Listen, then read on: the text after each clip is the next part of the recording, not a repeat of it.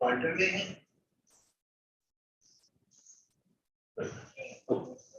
Sure.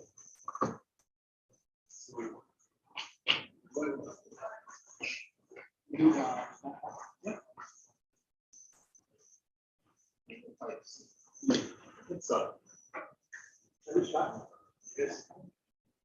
Okay, good afternoon, everyone. It's a great pleasure to invite Saptarshi, University Junior, who is PhD from IIT-Delhi. Currently, he is faculty at IIT-Delhi. Today, we will be talking about implementation in undominated strategies. He has a number of publications in this field, like JET, Games and Economic Behavior, Journal of Mathematical Economics, etc. So I leave the floor to Saptarshi. Talking about for 45 minutes. Okay. So basically, this is a mechanism design paper, but the focus is more on application side. And I will try to, given that it's only 45 minutes talk, I think I'll just give the scope to kind of introduce the very basic model and then talk about the main results. But before even beginning about the main areas or main focus areas of this particular paper, let me give you a very brief overview about what mechanism design theory is all about. And then probably we can introduce the basic model and then talk about the main results. So I was thinking of this kind of a structure at the top, that I'll introduce the idea of mechanism design and then I'll talk a bit about what we mean by implementation in undominated strategies. And then we go to the applications. And sufficient condition for implementation in the general case, this we might skip or it depends on your interest. And of course, this construction of the implementing mechanism might be the most boring part of it for many of you. So definitely I'm going to skip this part unless I get some critical question regarding that. And then we conclude. So what is mechanism design theory all about, right? So it's something like this, that I'll use the board here. So consider, a society consisting of, let's say, two people, and these two people have some preferences over some outcomes. So society contains these two people, and both these people have some preferences, right? They prefer some outcome over the other, right? So you can think of, the election, right? So these two people, they are the voters. And there are some candidates who are contesting this election, right? So they could be, A and B. Okay. So, one of these people may have a preference like A is preferred over B. And the other person may also have a preference exactly as this first person has. So that also is A is over B, right? Now the question is that if this society has to select a particular winner of this particular contest, then who should that be? Right? If this is the profile, we call it a profile, preference profile. That the first voter is preferring A over B, the second voter is also preferring A over B, right? A and B both cannot be the winners. Let's assume that only one person has to win. Who should be the winner? One rule can simply say that B should be the winner, right? You might be surprised that why B should be the winner, because A is preferred over B by both the voters, so B should be the winner. But A should be the winner. But here this rule is saying that B should be there, right? You can question that that shouldn't happen, or it seems unlikely, unreasonable, or whatever. But this is a rule. This is indeed a rule. This rule is saying that whenever this candidate is preferred over this, and the same candidate is preferred over this by both the people, then choose the person who is actually least preferred. This is a rule. You can question it, but this is a rule. What kind of rule is this? This rule is basically aggregating the preferences of the people. Right? It's an aggregation. This is an aggregation, right? And aggregating what? Aggregating the preferences of the people in the society. That's what exactly the elections do, right? We actually express our preferences. Several voters, they express their preferences in some of the other way. And there is a mechanism through which one candidate wins or a set of candidates wins through some particular rule, right? It's an aggregation, judgment aggregation, preference aggregation, or whatever. And this kind of a rule is called social choice. Society is choosing, right? This is a rule which is basically choosing on the behalf of the society. You are aggregating the preferences. And the thing is, what is tricky here is often that that these preferences, that this person prefers A over B, this information is often contained with that person himself. So only that person, candidate, the voter one, he would be knowing that yes, he prefers A over B. He's always or often reluctant to reveal that, okay, this is my preference.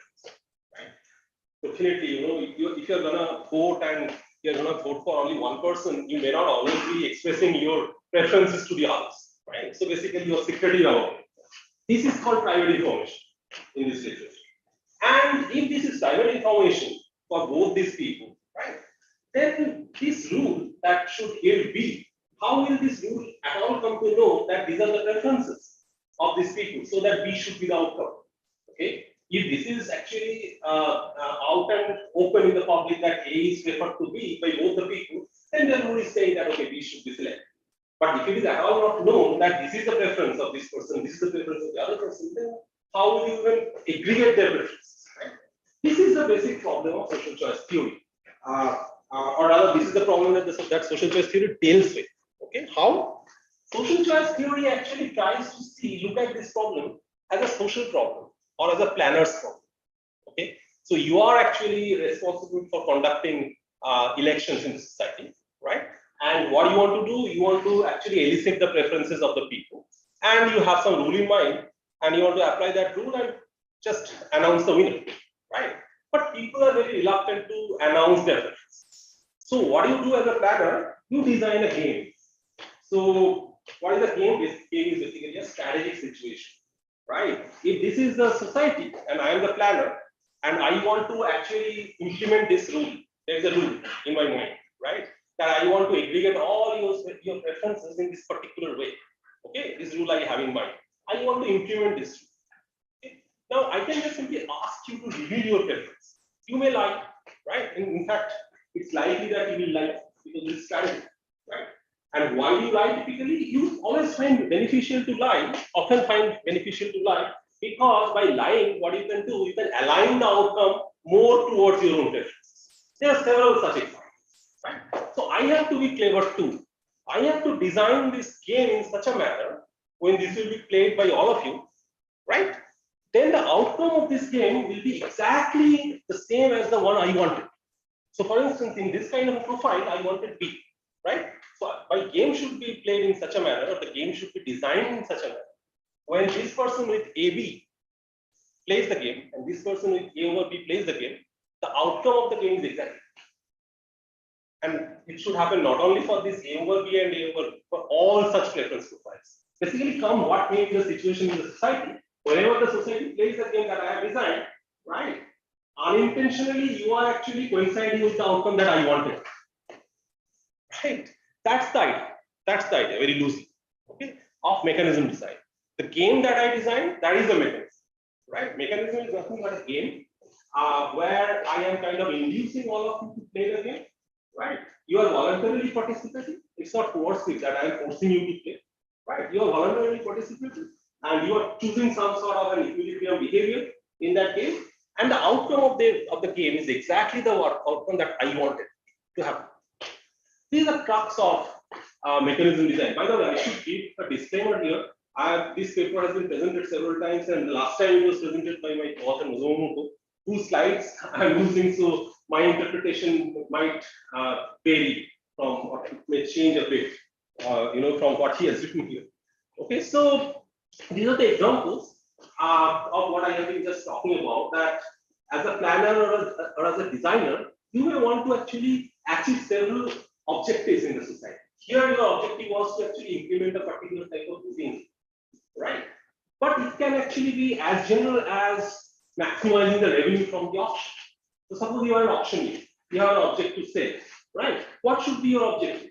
Your objective is basically to extract as much money as possible from the possible buyers, right? Or maybe you are in charge of a local municipal government, right? And you have to take a call whether a public flyover should come up in this region or not. It's costly to build a public flyover, right? For this, what do you need to know? You need to know whether the people, they are going to use this public flyover very intensely or not. Otherwise, the cost won't be met, right? You are generating some social welfare by building some public utility, but there should be enough benefit to compensate for the cost, right? Then only you will go ahead with it. Otherwise, not. Now, if you would ask people that, hey, how much are you willing to pay for this flyover? Do you think that people will be blunt about their willingness to pay? No, not necessarily. They may lie again, right? This is a classic instance of designing some sort of a game so that you can elicit the truth, right? This is the examples. Now, yes, the basic problem, as I have again pointed out here, is that the planner face is that as an auctioneer, for instance, what is your challenge? The challenge is that you don't really know the values of the buyers, right? If this is the state of buyers and I want to sell a product, then I would ask you that how much you are willing to pay. You may lie, right? You can assume that you may want to understate your valuation in expectation that I can get away with this. Right. So knowing this valuation of the buyers is a problem. For the municipal government also, preferences of the residents are not really known, right? So what mechanism designer does in these cases? Of course, he constructs a mechanism, and this mechanism is nothing but a game which should be voluntarily played by all the agents, right? And agents' choices should reflect their preferences in some way, right? So that the aggregation of preferences is possible. That's the main idea of mechanism design. Okay, so that's all about mechanism design, and probably I should talk a bit about robustness, which is a very, very critical concept in mechanism. Look, in fact, this particular notion is the most important, one of the most important slides for my talk. Right? This is one of the main motivations why this undominated strategy or something which you may think is a very technical thing, why that is relevant, why that should be the motivation of a new paper, right? That is actually reflected on this slide. See, whenever as a planner, I am constructing a game and I am asking you guys to play this game, right? I have to actually keep certain things in mind. What are they? You guys are going to play a game, right? So it's very important for you to understand what information you guys have about each other, right? You have a preference. She has a preference, right? Is it the case that you guys know each other's preference and then gonna go to play the game, or it is the case that you are completely oblivious about each other's preference, right? Are you guys rational in the sense that you are not only maximizing your preference, but you are also thinking about what the other person is gonna do, right? So he may think that okay, she may actually eliminate some of the messages. She may never play this kind of messages. So accordingly, let me also eliminate some of my messages, and this may go on. So this is for higher order rationality. All this stuff I should know, right? Before even constructing the mechanism. No, you understand. There is actually a kind of a philosophical connotation here that when I'm constructing a game, and my game is very sensitive to such assumptions that I make about what you guys know about each other, how you guys behave with each other, then it becomes very fragile, right?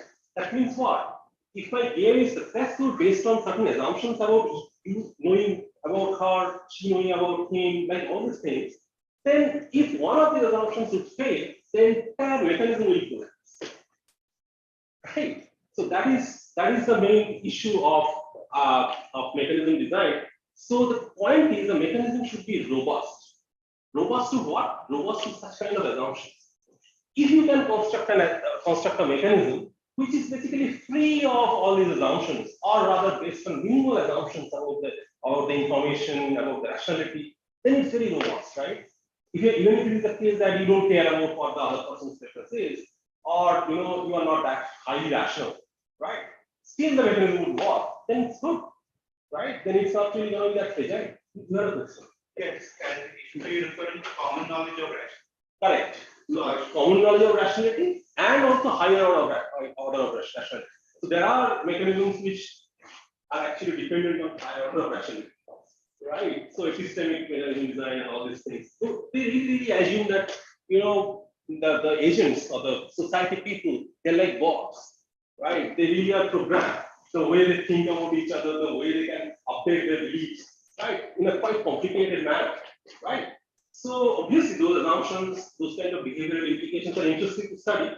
All I'm trying to say is that they're not too robust. The moment you relax one of these assumptions, maybe the entire mechanism fails. So a mechanism is robust if I get the same outcome, even if I don't have common knowledge. And exactly, absolutely, right.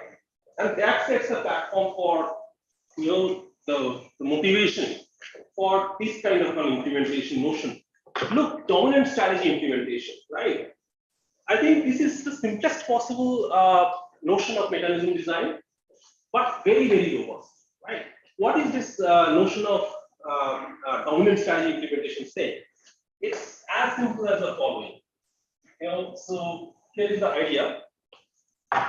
So suppose again these two people who are playing the game, right?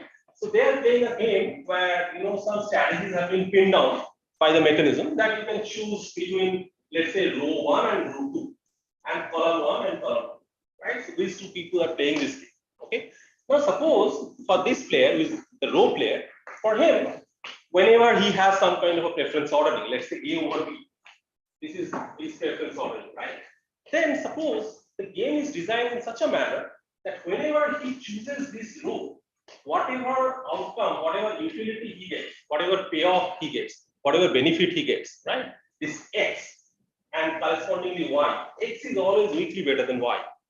And let's say X prime here is weakly better than Y prime. Right? What does it mean? For this person, whenever such a game is available, these two strategies are available, he'll always go for row 1 because this is always giving him some weakly better payoff, irrespective. This is important. Irrespective of what other player is doing.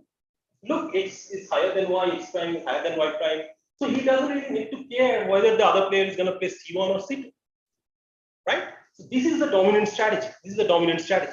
And if same holds not good for the other person, let's say C1, this is dominating C2, then it's obvious choice for both the people that this guy will choose R1 at this preference ordering, and this guy will choose C1 at some preference ordering. Right? Now, if you can construct a game or a mechanism such that doesn't matter whatever preference profile these people have, they always have such an obvious choice of a strategy which is dominating the other, right? Then life becomes very simple for the mechanism design. Why? Because why this is robust? Why the mechanism designer doesn't have to care about those implications of information, common knowledge of rationality? You don't need it because, well, you don't really need to think about what the other person is doing. Even if this person is cognizant of the other person's preference or not, this is the obvious choice. This is the obvious choice, right? Even if this person is very rational, higher order rational or not, this is going to be the obvious choice, indeed, right? That's why dominant strategy implementation is a robust choice. Unfortunately, you can't go ahead with dominant strategy implementation because of this very famous or infamous theorem, give or subtract impossibility result. It simply says that, okay, fine, you want to implement some social choice rule, you want to use dominant strategy implementation, but unfortunately, all the rules that you can implement through such dominant strategy implementation are dictatorial. Dictatorial rule simply says that, you ignore the large chunk of the society's preference. You only take care of the preference of only one person in the society, and you maximize that person's welfare. Right. So basically, if there is one person who favors A over B, the rest you don't care, the rule will implement only C. This person is the dictator. You don't want to really implement such rules, right? I mean, it's not a very satisfactory rule, probably. And that's why you are stuck with dominant strategy implementation, right? On one hand, you are losing, what should I say, the generality of implementation by implementing this dictatorial rule. But on the other hand, you have the simplicity of dominant strategy implementation, which is very robust. So there comes, well, let's ignore this slide. There comes the role of this implementation undominated strategies. Okay, maybe you have already understood that whenever there will be a game like this, right? Any game, right? There will be some strategies for both the players, right? It may be possible that some games do not have dominant strategy for both the players, or maybe for any of the players, right? It's possible that there is no dominant strategy for this row player, or there is no dominant strategy for the column. But if you think a little bit, you'll understand it has to be a case that every player will have some undominated strategy, right? So think of the very classical games like matching pennies and all, right? Where there is no dominant strategy. Right, but there will be some undominated strategy. What is undominated strategy? Undominated strategy is something which is not dominated by something else. Okay, that's the idea. So on one hand, in dominant strategy implementation, the idea is that every player will be offered a very simple choice among the strategies, but there will be one unique dominant strategy which is dominating the rest. In undominated strategies, what is happening? I am offering you a message, set of messages, right? And some messages will be undominated. Some messages are not dominated at all. And you are just choosing them. You are just choosing them, meaning you are eliminating the dominated ones. Right? Now notice that it's possible that some of these undominated strategies is basically dominant strategy. It's possible. Because dominant strategy itself is undominated. So that's one particular case of undominated strategy. Right? So what we are looking at this paper, at this solution concept, where the planner is designing a game, players are playing this game without much knowledge or rationality about each other. What every player is doing, every player is simply eliminating the messages which are dominated. And they are just left with the messages which are undominated. Yes. So to play if I remember correctly, undominated strategies are rationalized. So isn't that, so aren't you saying that your solution concept is the same as using rationalizable strategies?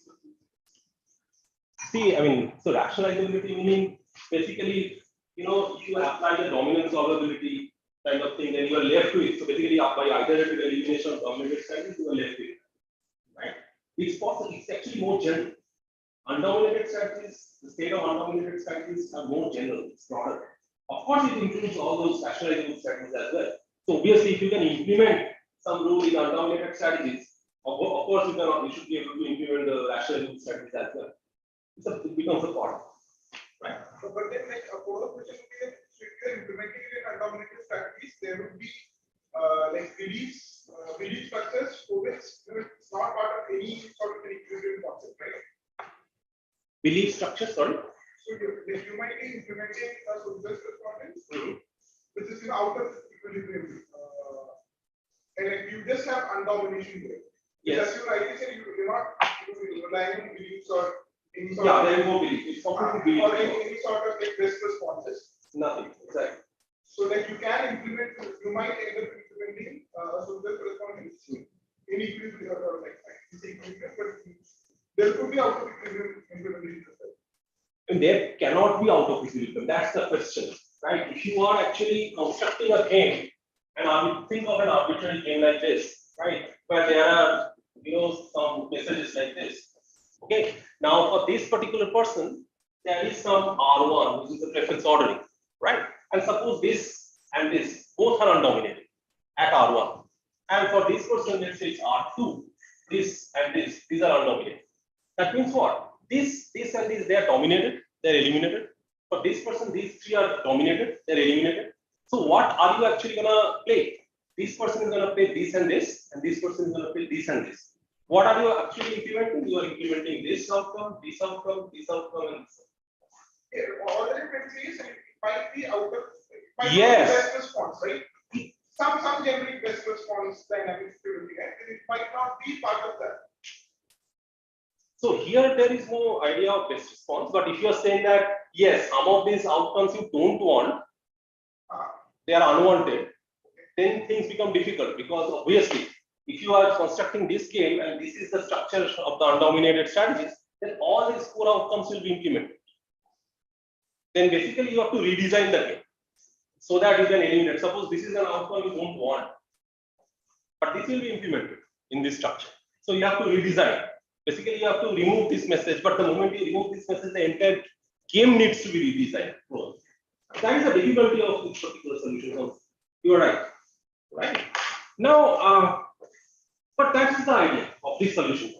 Right? It's a one-shot elimination of all dominated strategies. Why? Let me focus on what are the problems with this kind of a concept. Right? Problem is this, that you cannot apply revolution principle. Right? So basically, you will know that Meyerson had a path-breaking paper in 1981, which talks about revolution, very famous revolution principle. It simply says the story of revolution principle is very simple. It says that, suppose you are constructing a very complicated mechanism where players play some equilibrium notion, right? And something gets implemented. Okay, equivalently, you can actually construct a direct mechanism. What is direct mechanism? The direct mechanism simply asks people to report their types, report their preferences. Is A over B kind of thing. I just ask you to report your type. I just ask you to report your type. That's the mechanism, right? So there always exists some direct mechanism which implements the same rule where telling the truth is the dominant strategy.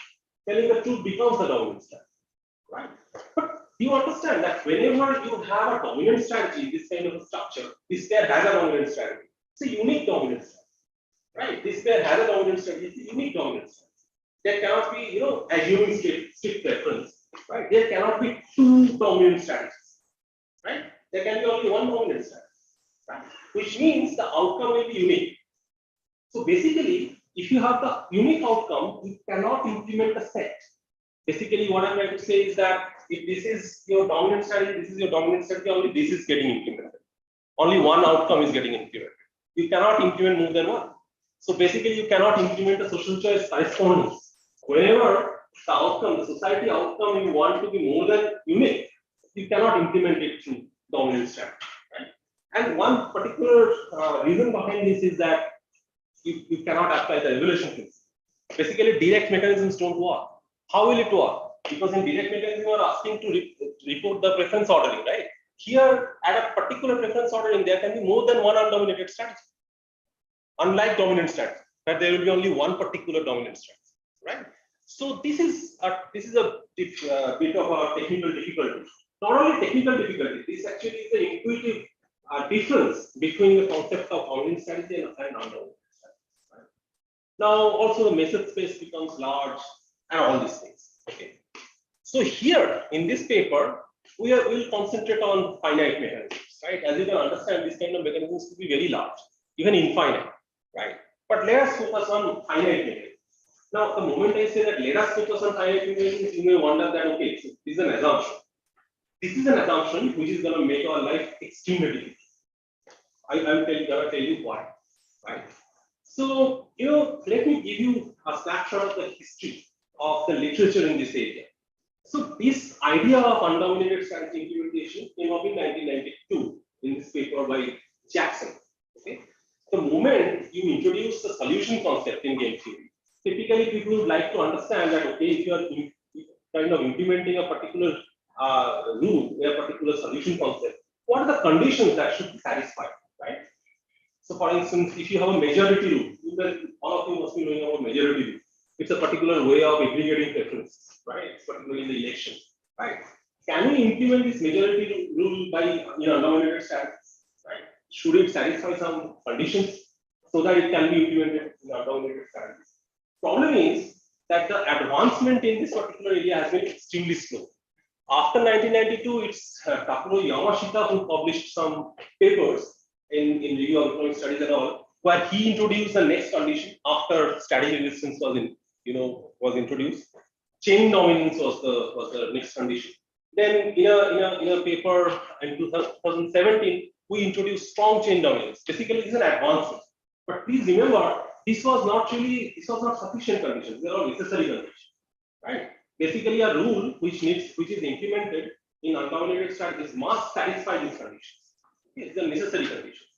Sufficient conditions, rather, it has been elusive so far. Okay. And one of the main contributions of this paper is that we are now offering a state of sufficient conditions, which are very tractable, right? At least that's how we feel. Okay. So again, this has been the literature where these people have actually contributed towards the sufficient condition, but in very specific environments, okay, including ourselves in 2019, where a true Pareto correspondence is implemented. Anyway, so this is basically. Let me now come to the from theory. Let me now come to the applications there. Okay, what applications you can actually think of? We have majorly three application areas. One is auctions, second is public good provision, and third is two-sided matching. And this is our claim. The claim is that we find some mechanism which can implement some better rules than the classic social choice correspondences, which are already very much talked about, very much known about, right, in these environments. in auction, in public good provision, in two-sided price. In fact, let me quickly jump to what do you call by a better method? Right? When I claim that okay, our results are better than the existing ones, you may wonder that what is better in it or how is it better, right? So here is the thing. So think of two social choice rules, right? One is A, the other is G, and you are the planner. You are that planner who is wondering about whether to implement F or to implement G. To you, how do you evaluate whether F is better than G or G is better than F? Right? So the evaluation criteria is the following: that for every preference profile, by now I believe you guys know what is the preference profile, right? Preference profile is nothing but the ranking of the alternatives by the agents in the society, like A over B, A over B, B over C, like this. This is the profile, right? For every profile, the planner observes that any alternative here, which is given by this rule, okay, is better than any alternative which is given by G. F is an aggregation rule, G is another aggregation. And our claim is F as an aggregation rule will be better than G when for every preference profile, any outcome in this F will be weakly better than any outcome in this G. It's very easily acceptable and reasonable, right? And at some preference profile, of course, we should have some explain why trying to speculate. Right? Basically, the idea is that I find one judgment better than the other judgment when all the outcomes in this judgment are better than the outcomes in second. That's it, right? Now, now let's kind of, this is a pictorial depiction of the same thing that I just said. Let's skip this. Then what are we actually doing in these applications? How we are actually making the improvement? Auctions. Let's talk about auctions. So, in fact, we can directly go to the auction setting. Let me just go to the basic model of the auctions. The basic setting of the auction is the following: that you have set of bidders, right, who are basically potential buyers. Suppose this is the set of bidders. I am the planner. I am the auctioneer. I have a particular product which I want to sell, and you guys are the bidders. You are all of you are actually sitting here in the hope that okay, whatever that you have in mind, right, some value for the product, you can get away with the product with something, paying something which is less than that. That will be the best for you, right? So every bidder here, 1 to n, has some valuation in the mind. So basically, you have a valuation that okay, this is the product, and I am willing to pay maximum 100 rupees for this. Somebody may have 150 rupees, like this, right? Now I am the seller, and I am trying to understand what is the best, what is the maximum that I can actually extract, right? At what maximum price I can sell this product to. That's the idea, right? Because I don't really know your valuation. This is a private information, right? Now we are sticking to a finite mechanism because, of course, we have to stick to a finite environment here. So we have discretized the types. By the way, by type we mean valuation, as I just explained, right? That everybody has a valuation in the mind. Now, this probably you guys may know that in this kind of a structure, where when I am the planner and you guys are the potential buyers, everybody has a valuation in the mind, right? And what is the best mechanism that I can actually apply? It's very well known that it's a second price auction with some reservation price, right? This is a very famous result by Myerson's 1981 paper, right? You guys know about second price auction, right? Basically, the idea is that the highest bidder gets the product, but he doesn't really pay the highest bid, right? He pays the second price. But notice, reservation price is there and it has to be set in a particular way. Let me not get into this detail, but you guys realize that if this is the best possible scenario so far in the auction, it actually lacks something. It is not the best possible thing for me as the auctioneer, right? What could have been the best possible thing for me? The best possible thing could have been that yes, I am running an auction. You guys are actually bidding for it. Highest bidder receives the product. That's fine. But the highest bidder actually pays the highest bid, right? So in other words, something like this, right? So which I call if I theta. Suppose the bidders bid truthfully. Think of a situation like this. Suppose theta 1 is 100 and theta 2 is 150. There are only two bidders, and these are the private valuation. Okay. Now suppose the auction outcome is the following: that this person is the winner. Okay. and this person pays how much? 150. This would have been the best. What is second price auction extracting? Second price auction, definitely this person is actually bidding 150, but he's not paying 150. How much is paying? He's paying 100. So to me, of course, it would have been better if I could extract 150. But that doesn't happen because first price auction in the equilibrium, people are not necessarily truthful. Right? So there is a very famous theorem called revenue equivalence. In expectation, first price auction and second price auction gives me the same amount of payment. But if you just try a bit of trick with the reservation price, you can extract a little more, as you guys say, right? In the second price auction. But second price auction does not allow you to extract 150. So what about this particular social choice rule? Look, I have called it FR theta. What is FR theta? FR theta, theta is the valuation profile. You guys have some valuation profile, right? And what is FR theta? It basically has both first price auction and second price auction as the outcome. So compare this with the only second price auction outcome. Only second price auction outcome in this case is what? The seller gets only 100, right?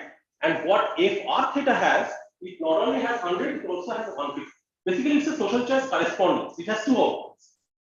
So on one hand, you are implementing only 100. This is the outcome that you get as a seller. On the other hand, you are getting 100 and 150 both. Both the outcomes are getting implemented by a mechanism. Yes, it is true that it would have been very nice if I could only implement one. Then with definitive probability 1, if I can use the top, I could extract 1. But now I am implementing a rule where both the outcomes are available. Here, only 100 was. So do you understand that for the seller, the way I just explained it, this outcome is definitely preferred to this because obviously, right, any outcome here is usually better and some outcome is definitely strictly better. Right? Basically, this opens an avenue for the seller to extract the full surplus, which is 150. Right? That is this social choice. Right? And here is our result that this social choice correspondence FR, right? This is actually implemented. You can implement it. So far, the best possible result was that F2R, that is the second price option, that can be implemented. Okay, but now, of course, with implementation of this particular rule, FR theta, you can say that there is an advancement. Right? You have a mechanism where you are extracting the full surplus. Basically, the first base is implemented. So obviously, the question is how to implement FR. That is the far from But if you restrict your attention only to supervised functions, suppose you can't implement both, as a restriction of the process basis, then how would your things? Can you just, so probably that's what you're saying. You are restricting it to the Hamilton value. Yeah. Then of course you can apply Undominated studies. Okay. So then, I saw that in your application, you don't have coding models there. So can you reverse Igidr Seminar results? Suppose, so Igidr Seminar is not just dominance strategy, but even if you are trying to implement promoting rule and national union, you still get the individual result. Whereas, can it be reversed with undominated strategies? Undominated strategies. So you are asking that if we can get rid of dictatorial outcome using undominated strategies. Yes, of course. Yes. So that's possible. That's definitely possible. In fact, you know what? I mean, so here's the thing. So evading dictatorial thing, right? It has been so much well researched by just constraining the domains and everything. The domain restriction has been a major. I think suppose you don't constrain. If you don't constrain the domain and if you apply undominated strategies, definitely you will come up with something that's non. There can be plenty of examples where you implement not only, of course, that is possible. Yeah, but we thought that, I don't know why you didn't think of including that, but we thought that option public goods provisions, these are probably less trivial things. So if you say that you're able to overturn Gilbert capital P, that is the weakness. I agree. I agree. Okay, thanks. So actually, while constructing lots of examples using undominated strategies, right, it becomes kind of trivial when you can implement multiple outcomes at a given profile. And as you can understand, the moment you can implement multiple outcomes at a given profile, you automatically avoid dictatorial outcomes. Because dictatorial outcomes will only single profile, the top alternative of a particular data. Yes, that's what I'm saying. Suppose you're restricting, for some reason you can only implement this one outcome. Then it becomes, no, then you can't really apply undominated strategies. In fact, that's what I mentioned. So that's what. Multiple outcomes are necessary. Multiple outcomes are necessary in general. In fact, all the dominant strategy incentive compatible mechanisms are all undominated strategies. Yeah. Right? But that's only a special. In general, it's multiple. Right? How much time do I have? 5 minutes. Okay. 5 minutes. So let me go to the next example of provision of public use. Okay. Here the idea is again very simple. You are the authority of some municipal corporation of this area, and you have to take a call whether to build a pylon. Right? So here is the thing. Binary decision needs to be made, right? So P is equal to 1 means you go ahead with the construction with some cost, C, positive cost. P is equal to 0 meaning you don't provide it, right? And based on what you have to decide, the valuations of the agents of the locality, which is theta, right? Now, this is the efficient decision function. It simply says that, if you aggregate the willingness to pay, and if it is exceeding the total cost, it makes a lot of sense to go ahead with the construction. But if the aggregate willingness to pay is falling short of the cost, then why should you go for this costly provision at all, right? So this is an efficient decision function which one needs to really implement. And big tree class groups is a very classical mechanism that we have, right? They implement this truthful revelation, by the way, that everybody reveals their true valuation, right? Under a particular incentive scheme of transfer payment, which I denote by TVCG, right? Basically, what the planner does, as a planner, what I do, that tell some valuation that you have in your mind, tell some valuation that you have in mind, right? Based on this revelation of the values, everybody will either get some money or will have to make something. This is a transfer payment, okay? And this transfer payment is designed in such a clever manner that everybody uses it. That becomes a dominant strategy. Okay, so my task is done, but I am in little trouble. What is the trouble as a planner? This transfer scheme that I am actually employing, it is not balanced. That means I have to infuse some money from my own pocket to run it. So that's not great, right? It would have been really, really nice if I could collect some money from you guys and go give it to the others. I don't have to spend a little. Or even I could keep some. Right? Ideally, it should be zero. Ideally, it should be zero. VCG cannot achieve. That is a drawback. It is a shortfall of this. Subsidization is indeed required. Right?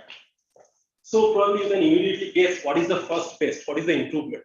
Improvement is the following. You want to still achieve that efficient outcome with truthful revelation, but you want to make the transfer of budget funds. Okay? Can you implement it by weekly class groups? No. But this social choice rule, where I have included TFB, that means this is the outcome where the transfer is balanced now, right? And this is the TVCG, where the transfer is not balanced, right? That is also included. But this first best, this is also included. Why this is first best? Because the transfer is balanced. This is good for the planner. Can you implement this F, which is ambitious F? Yes. That's our next result.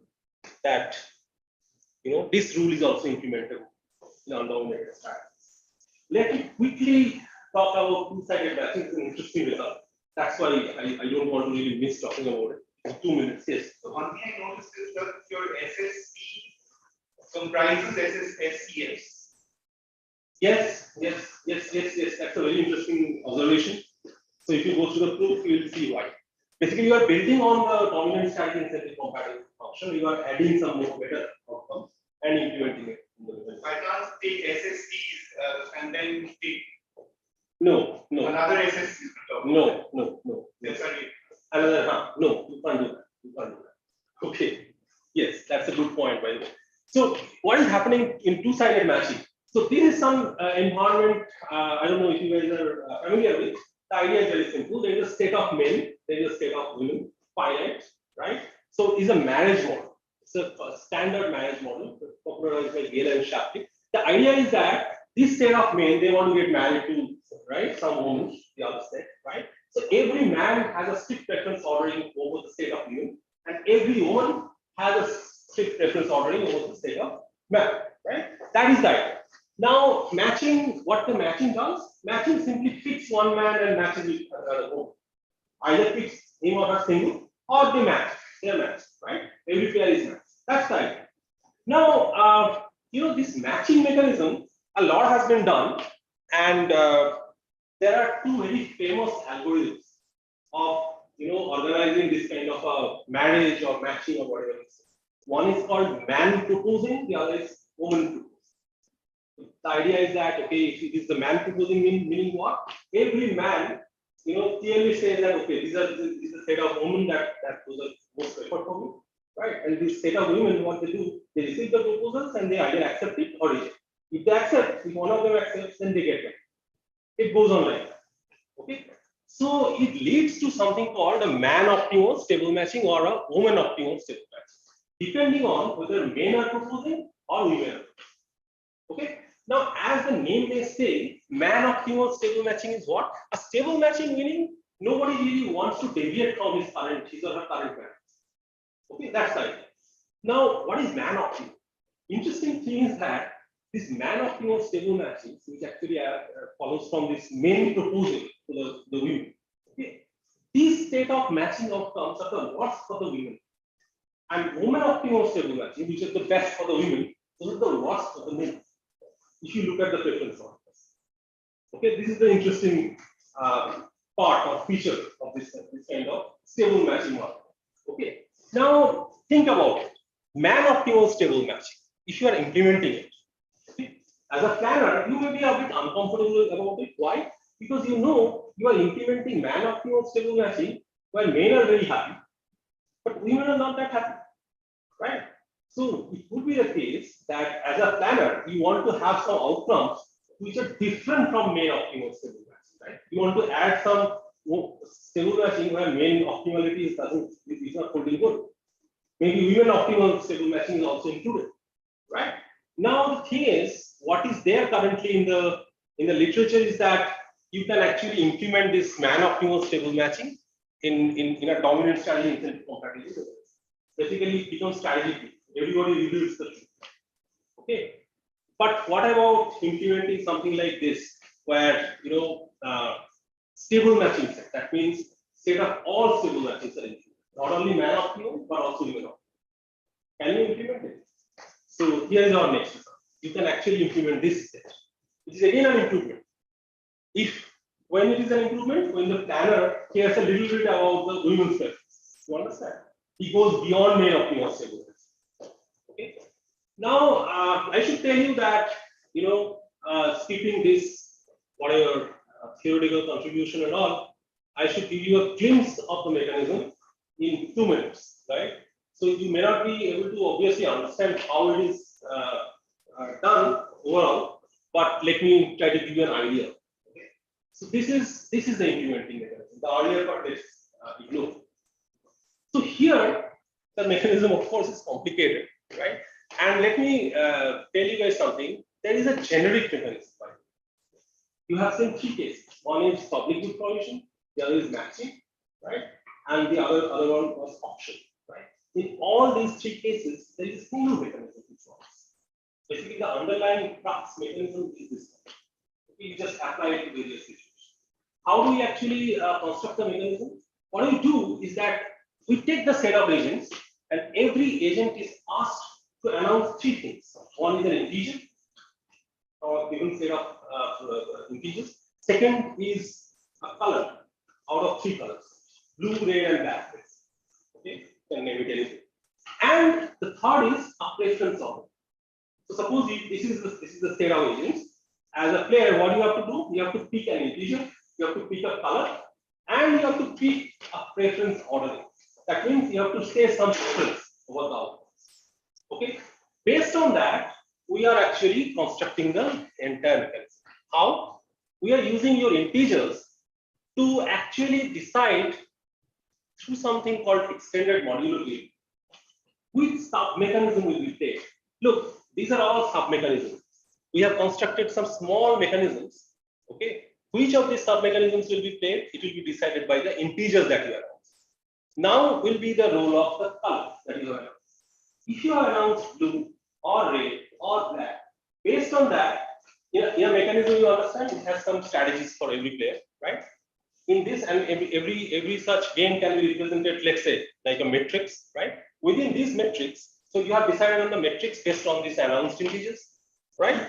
Within this matrix, where you will be, that will be based on the colors. Okay. Now within this, there will be another element that what will be the exact outcome that will be decided by the preference. It's a three-stage mechanism. By the way, this is very loosely speaking because I don't really have the time to get into the details, right? In an essence, I can tell you what we are actually doing. This is the idea. So what are you doing with the color? What are you doing with the color? Sorry.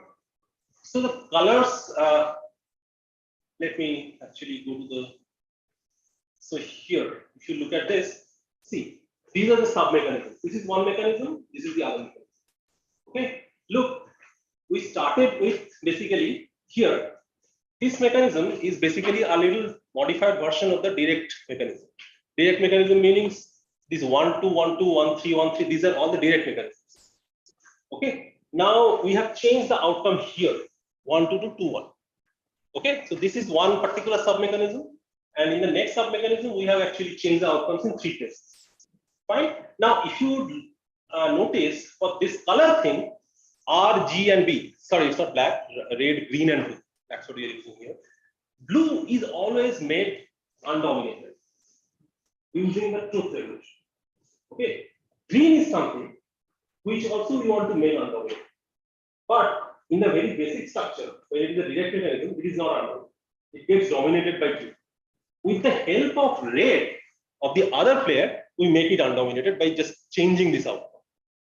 You understand? So that's that. In fact, the role of the color becomes evident here.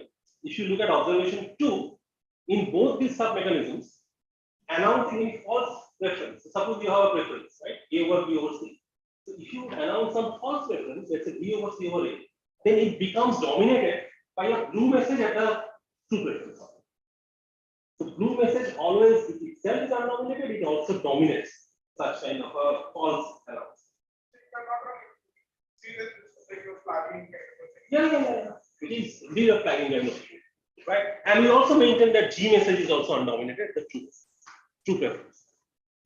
Okay. So this is the essence. Of course, it cannot be the exact depiction.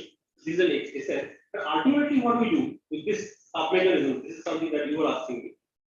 We do this. We play an extended modulo game. I don't know if you guys know about modulo game. Modulo game is a very funny, interesting kind of a game where everybody announces an integer, and based on the announced integer, one person becomes a winner. Right? So it has very interesting features. So look, this A and U, these are all sub-mechanisms, and they are placed in a particular way. If you would be a little more observant, you will see that if you look at the sequence A U, here you can see it's A U A. So basically, this is being shifted by one place. U becomes here now. Now it comes here. Right now it comes here, then it goes away here. It likes that. So it's a kind of a cycle. That is the model. Right? So what we actually do is we actually create small mechanisms and stack them in an appropriate manner to build a big mechanism. Which implements it? Remember, these small mechanisms themselves don't implement anything. Right? This entire big mechanism goes first this out. So that is somehow a depiction of what we have been doing in this paper, right? I'm sure that many of the parts remain hazy and I couldn't really get into the truth part at all. But of course, you're welcome to ask me if you have any query, questions, or whatever. Even I want to prove. And the sufficient conditions are on the sub-mechanism. Sorry? The sufficient conditions are on the sub-mechanism. No, it's on the rules. It's on the rules. So Jackson proposed stability distance. That is necessary, not sufficient. Right? We try to, enrich it in the earlier papers, but they actually don't help us build this mechanism. So now we have a set of sufficient conditions, which is pretty general, which helps us build these mechanisms, as well as we are confident that it can be applied to many other. So we have two more conditions in addition to strategies. So yeah, I mean, I don't get the time to do it. Yeah, so that is something. That's all. One more thing, so I think the related maybe you're saying that you can implement the Pareto response. Yes. Right. Yes. So, but there is another approach using effectivity responses. Whereas when you have a result, it's a very similar result. In fact, the mechanism, okay, they don't use extended modeling, but they also use this sort of a flagging kind of a thing. It's like faster and I don't know who's author was, but so there also you implement the Pareto response. Yes, Pareto correspondence has been implemented. In fact, I mean, by other solutions also. But yeah, I mean, it was not implemented with undominated strategies. So why that paper was, as I was sharing with you, was interesting is because some people like Kilman Motors, they have a conjecture that Pareto cannot be implemented by undominated strategies. Right? In fact, he made an argument in his paper, Social Choice and Welfare 1992 paper, that Pareto cannot be implemented. So what is, in fact, he questioned that why this undominated strategy implementation should have been studied when this yielding so negative results. His idea was that it may not be that interesting at all, because his conjecture was that it's not implemented. Pareto was also not implemented. Because Pareto efficiency, the Pareto correspondence is a very natural concept. If that also fails, so that's why we were able to show that, I mean, being able to show that that is implementable was something so interesting for us. But yes, it can be implemented in other solutions.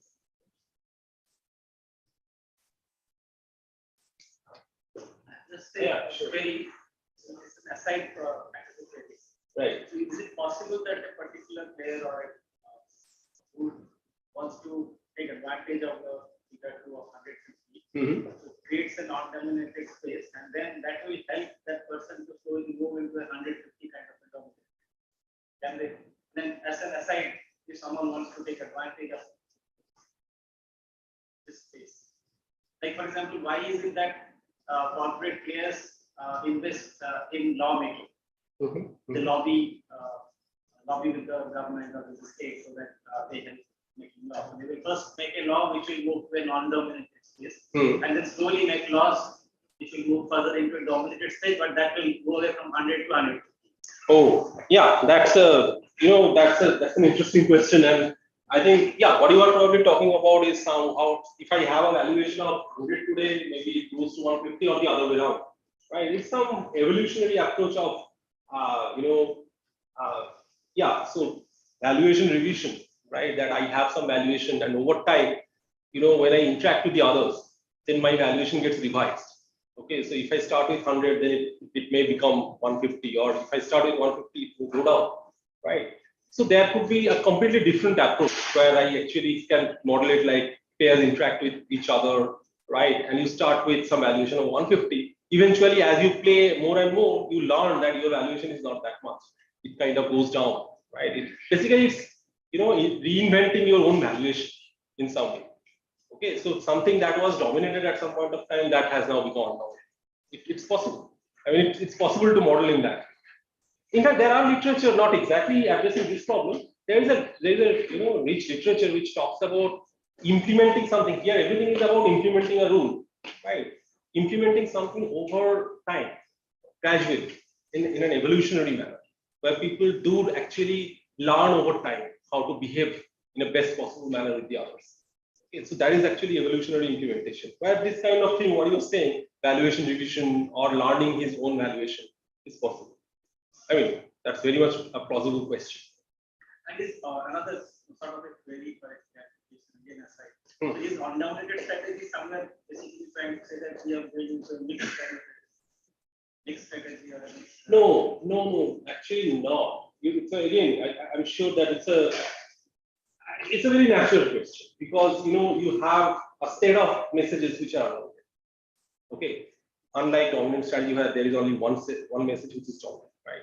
And it may be very natural to understand that, okay, if I have a state of messages, then am I actually randomizing over these messages, or how am I playing? right? This is something which probably this notion of implementation, this particular solution concept doesn't deal. It's a very valid question to ask that as a player, if I have 3 undominated messages, what am I doing? Am I playing all these messages? Am I randomizing? This literature, this doesn't really get into that. Okay, that's another probably strand of literature, which talks about randomizing across different messages, right?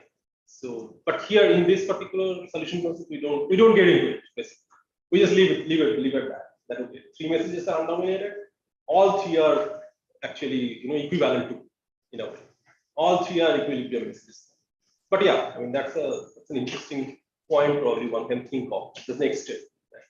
If you have to really pick up one particular alternative, that would be very crucial for your sufficient conditions.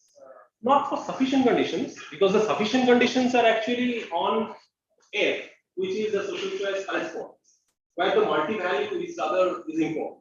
F may have 2 openings. Okay, in order to implement a multi-value set, you need more than one equilibrium message, right? So that is fine. But ultimately, if you insist that F is a social choice correspondence, it has more than one alternative, right? But you have to fix only one particular outcome in the society. Then how do you do it? Either you have a tie-breaking rule, or maybe some randomization. Right? There, your point is definitely valid to arrive at that. But here we don't get into it at all. Okay. But yeah.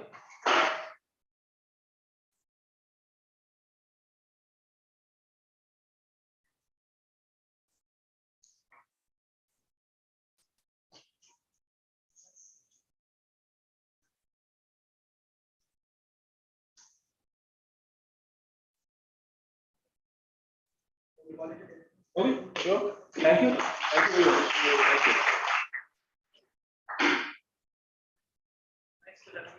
Thank you. Speaking. Hi. Oh, you're the senior coordinator. Thanks for taking the help.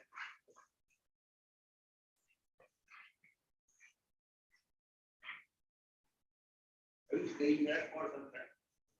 Only today. Living tomorrow. Promise to come back. Yeah.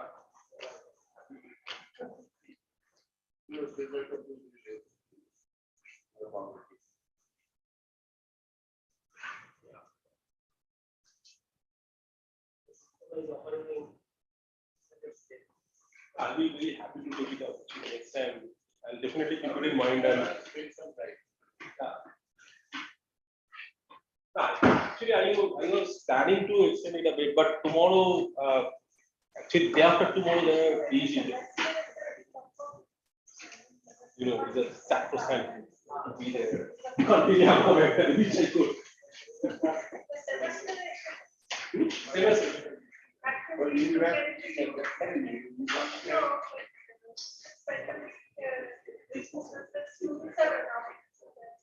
It's possible. Is there for And yeah. you have to be consistent.